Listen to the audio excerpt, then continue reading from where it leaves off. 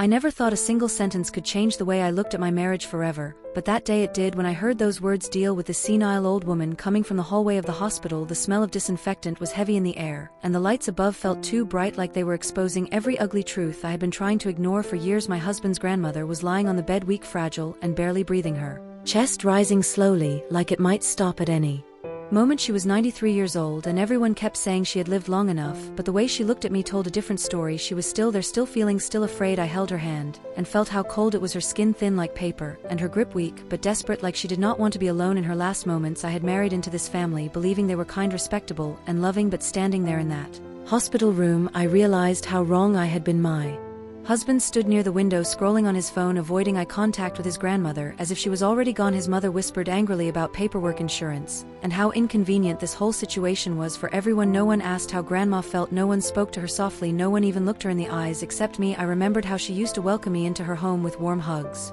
homemade pies, and stories about her youth. She always said family was everything, and love was the only thing that mattered, but now here she was treated like a burden, like a problem that needed to be handled quickly so everyone could go back to their normal lives. When the nurse came in and asked who would stay with her overnight, everyone went silent, and that was when my mother-in-law rolled her eyes and said those words, deal with this senile old woman. She said it like Grandma was not even human anymore, like she was just an object, an obligation, and in that moment something inside me broke. I looked at my husband, waiting for him to say something, anything to defend the woman who raised his father, but he said nothing. He just shrugged and said, she does not even know what is happening anyway. That was the moment I knew this family was not what it pretended to be, and this story was only just beginning.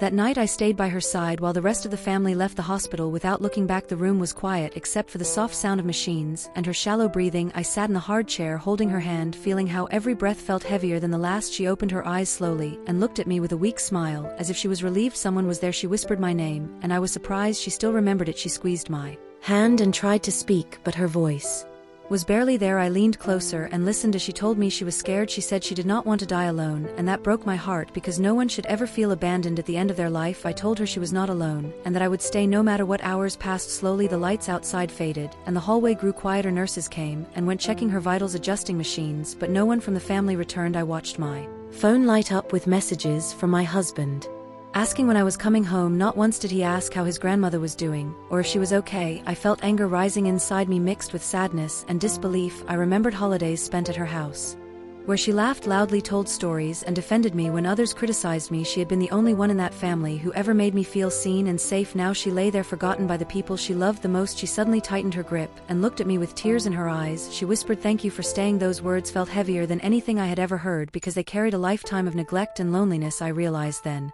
that love is shown in moments like this, not in words, not in promises, but in presence. As the night grew darker, her breathing became slower and uneven. I brushed her hair gently and spoke softly, telling her she was loved, that she mattered even if others acted like she did not. She smiled faintly and closed her eyes, and I stayed awake, watching every breath, afraid that if I looked away she might slip away forever. And somewhere deep inside I knew that when this night ended, nothing in my life would ever be the same again. Morning came slowly through the small hospital window, casting a pale light across her fragile face. I had not slept at all. My body ached, but my heart refused to rest. She opened her eyes again, and this time they looked clearer, more aware, like she had something important left to say. She asked for water, and I helped her sip it carefully, afraid she might choke. She smiled at me and said, "You are kinder than they ever were." Those words hit me deeply, because she was talking about her own family, the people who should have loved her the most. She told me stories from her past about raising children during hard times, about sacrifices no one ever thanked her for, about feeling invisible even while surrounded by family. I listened quietly, realizing this neglect was not new. It had been growing for years, slowly, painfully. She told me she always feared this moment, that she would be pushed aside when she became weak and unable to give anything back. She said, "People only love you when you are useful," and I wanted to tell her she was wrong, but looking at how her family treated her, I could not lie. Nurses came in again and asked about end-of-life decisions and comfort care. I was not even legally allowed to answer, yet everyone else was unreachable. When I finally called my husband, he sounded annoyed and said, "Do whatever the doctors say." I felt like screaming, but instead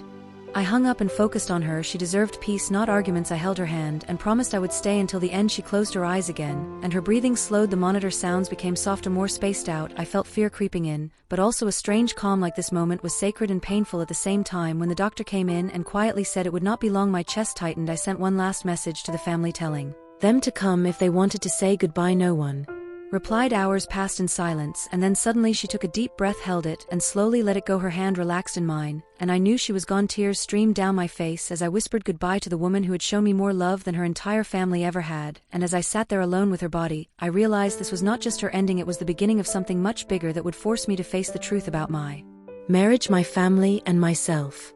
After she passed away, the room felt empty in a way I had never felt before, like all warmth had been drained from the air. I sat there for a long time, unable to move, unable to call anyone, because I already knew no one would rush back. The nurse finally came in, gently asking if I was family, and I nodded even though I knew I was not considered real family by them. She covered her body with a sheet, and said she was lucky someone loved her at the end. Those words stayed with me as I walked out of the hospital alone. The sun was shining outside, people were laughing, walking, drinking coffee, living their normal lives, and I felt disconnected from all of it. When I finally went home, my husband was sitting on the couch watching television like nothing had happened. He asked if she was gone already, and when I said yes, he just nodded and changed the channel. That was the moment something inside me shut down. I realized grief had shown me a truth I could no longer ignore. This family did not value love, loyalty, or compassion. They valued comfort, convenience, and control. Later that day, his mother called asking about paperwork and funeral costs. Not once did she ask how her grandmother died or if she was scared. I answered her calmly, but my hands were shaking. That night I could not sleep. I kept seeing her face, hearing her thank me for staying, and I promised myself her kindness would not be forgotten. The next morning, plans were already being made, decisions about the funeral, who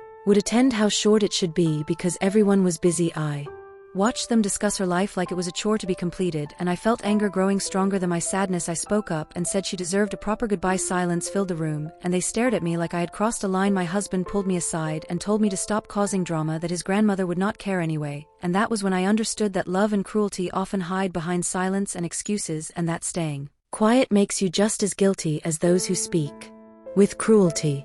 The funeral day arrived quickly, and everything felt rushed and cold, like they wanted it over as soon as possible. The room was small, the service was short, and people whispered about lunch plans while her body lay there in silence. I stood near her casket, feeling like I was the only one truly saying goodbye. My husband stood far from me, talking quietly with his cousins, laughing softly at something on a phone screen, and that image burned into my memory. I thought about all the times she had defended him, loved him, forgiven him, and here he was unable to even stand beside her one last time. When the service ended, everyone moved on quickly, hugging each other lightly, and leaving without tears, without stories, without memories. I stayed behind for a moment, placing my hand on the casket, and whispering thank you for loving me when no one else did. As I turned around, I saw my mother-in-law watching me with an irritated expression. She later told me I embarrassed the family by being too emotional. She said Americans do not drag things out like this, and that grief should be private. I realized then that this family had mastered the art of appearing respectable while hiding deep emptiness behind closed doors. That night at home, my husband complained about how tired he was and how inconvenient the funeral schedule had been for his work. I could not hold it in anymore. I asked him how he could be so heartless, and he snapped back, saying she was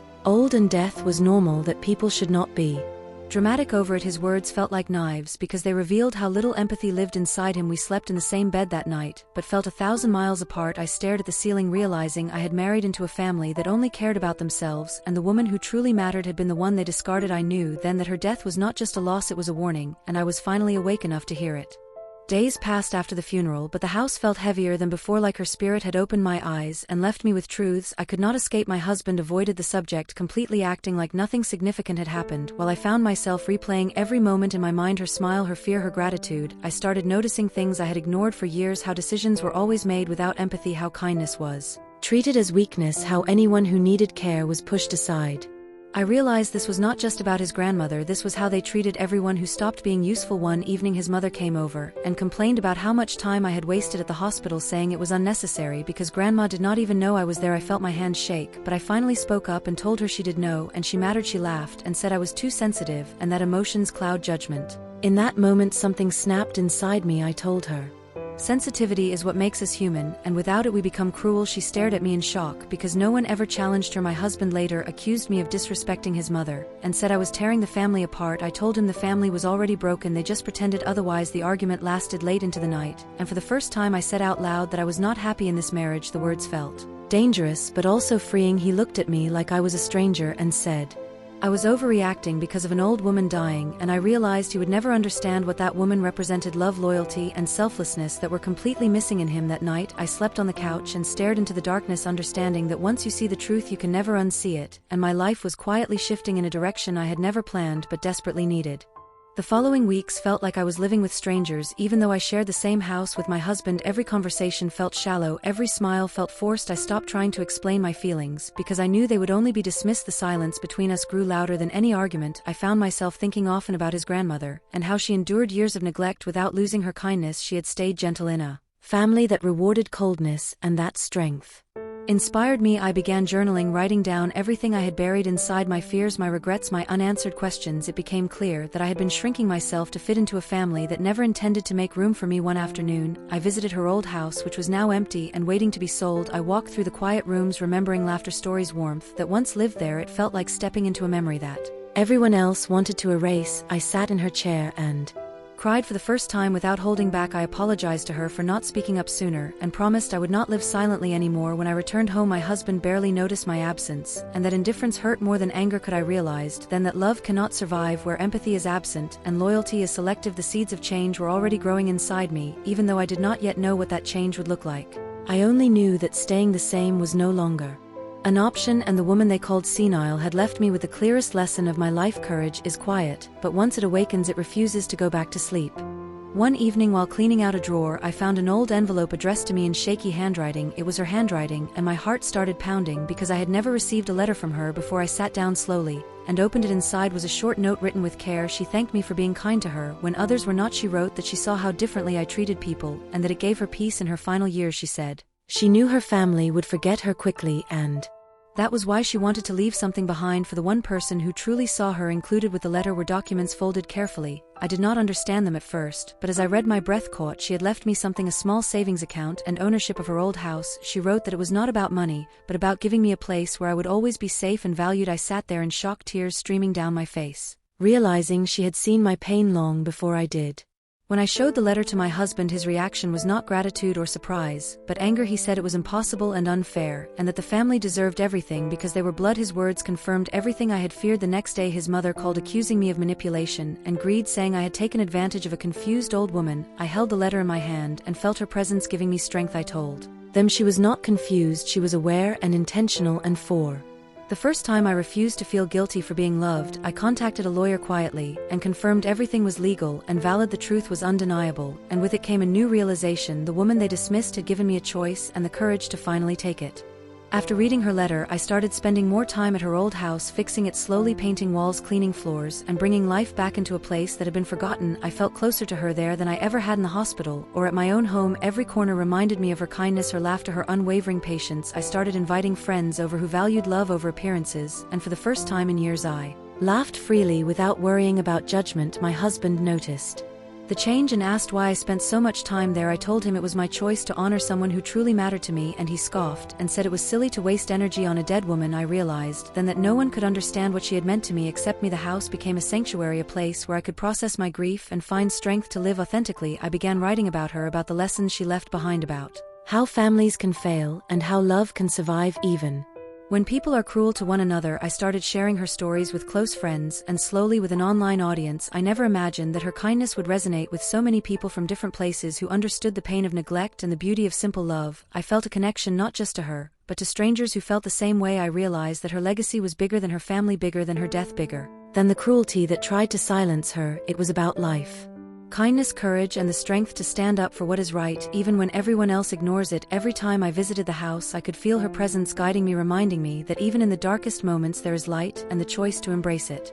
As weeks turned into months, I noticed my own confidence growing. I stopped waiting for approval from my husband or his family, and started making decisions for myself. Small ones at first, like what to cook or how to spend my day, then bigger ones like setting boundaries, refusing to attend gatherings where I felt unwelcome, and finally asserting my voice when someone tried to belittle me. I realized that the courage I had admired in his grandmother was now alive in me. I remembered how she had faced neglect with grace, and I understood that strength is not loud or confrontational. It is quiet, persistent, unwavering. I began speaking up at work, volunteering to help those who were ignored or overlooked, and in every act I felt her guiding hand, her silent encouragement, reminding me that kindness and courage are inseparable. My husband grew distant and resentful, as if my newfound independence threatened him. I stopped trying to explain myself or seek his validation. Instead, I focused on living a life that reflected the love and care she had shown me. I made small rituals in her memory, lighting a candle at the old house, leaving flowers in the garden, sharing her stories online, and seeing strangers respond with gratitude and empathy gave me hope that her spirit was still touching the world through me. I realized that sometimes the people who seem powerless teach the most powerful lessons, and that the love of one old woman could change the course of a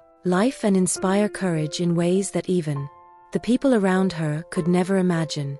One afternoon I received a message from a distant relative I had never met. They said they had heard about the grandmother and her kindness, and that I had carried her legacy forward. They wanted to meet and learn from me. At first I was hesitant, but curiosity and a sense of duty drew me to say yes. When we met, they told me stories I had never heard about her struggles, sacrifices, and how she had quietly supported family members even when they were ungrateful. I realized then that her life had ripples far beyond what I had imagined, and that even in death she was teaching others about resilience, empathy, and love. I started holding small gatherings at her old house, sharing her stories, encouraging people to speak openly about family neglect, emotional abuse, and how kindness can survive cruelty. Strangers and friends alike came with tears in their eyes, sharing their own experiences, and leaving inspired by her example. It felt like her spirit had grown stronger in her absence, giving me purpose and courage. I began writing a book about her life, about the lessons I had learned, about the ways love persists even when people fail us, and the response was overwhelming. Emails, messages, calls from people who felt seen, understood, and hopeful. I realized that her death had been a turning point, not just for me,